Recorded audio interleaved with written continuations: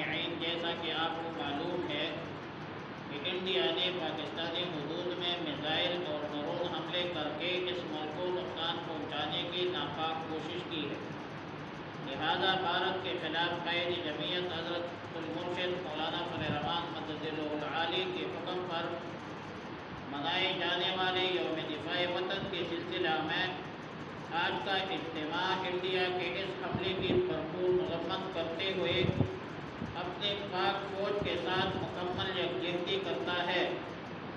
مشکل کے اس گھڑی میں ہم حاضرین پاک فوج کے جذبے اور ہمت کو سلام پیش کرتے ہیں۔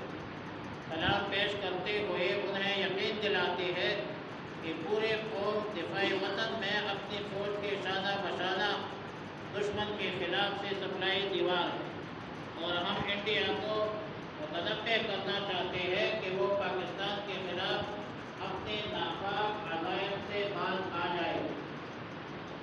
سب حضرات کو یہ قرارداد منظور ہے؟ سب حضرات دونوں ہاتھ کھڑے کرو۔ سب حضرات کو یہ قرارداد منظور ہے؟ انشاءاللہ جزاکم اللہ خیر۔